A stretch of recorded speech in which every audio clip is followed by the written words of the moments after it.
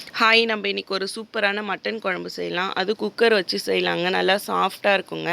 அதுக்கு ஃபஸ்ட்டு நம்ம என்ன பண்ண போகிறோம், மட்டனை வந்து நல்லா ஃப்ரெஷ்ஷாக வாங்கினுவாங்க. அதில் எலும்பு இல்லாத மாதிரி எடுத்திங்கன்னா குழந்தைங்க நல்லா விரும்பி சாப்பிடுவாங்க. அதை அலசிட்டு இஞ்சி பூண்டு பெருஞ்சீரகம் போட்டு குக்கரில் வச்சு எடுத்துக்குங்க. 4 விசில் வச்சு வெங்காயம் தக்காளிலாம் ஒரு பக்கம் கட் பண்ணிக்கங்க. அது கூட பார்த்திங்கன்னா மிக்சியில் பார்த்திங்கன்னா இஞ்சி பூண்டு பெருஞ்சீரகம் இந்த பட்டைலாம் இருக்கும்ல, பசங்களுக்கு டிஸ்டர்பாக இருக்கும் சாப்பிடும்போது, அதெல்லாம் வந்து இந்த மிக்சியிலே போட்டு நீங்கள் அடிச்சிக்கலாம்.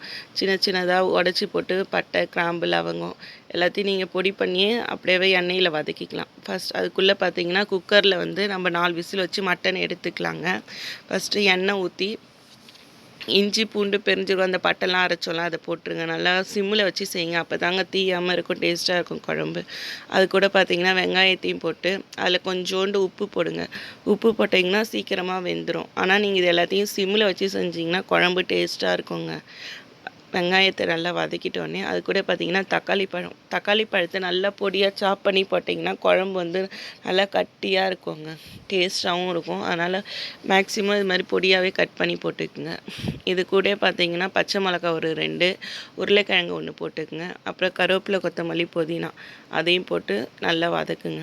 வதக்கிட்டோடனே இதில் பார்த்தீங்கன்னா ஃபஸ்ட்டு ஒரு 2 ஸ்பூன் அளவு குழம்பு தூள் தாங்க போட்டு ஃபஸ்ட்டு வதக்குனேங்க. அது கூட பார்த்தீங்கன்னா 2 ஸ்பூன் அளவு தயிர் போட்டுக்கிட்டு அந்த யானம் பத்தாதனால குக்கர் யானத்துலேயே மாற்றிக்கிட்டேங்க. இந்த மட்டன் கூடவே போட்டுக்கிட்டேன்.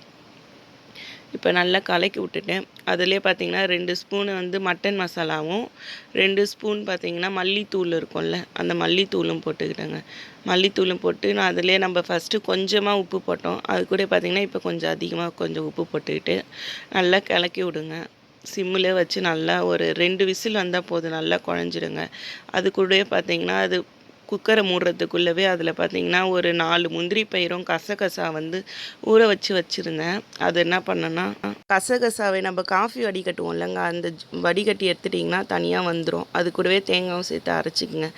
குழம்பு பாருங்கள் நல்லா சூப்பராக இருக்குங்க, நல்லா வாசனையாக இருக்கும் இந்த குழம்பு. இதில் வந்து சூடாக சாதம் இல்லை சூடாக இட்லி வச்சு சாப்பிட்டிங்கன்னா நல்லாயிருக்கும்.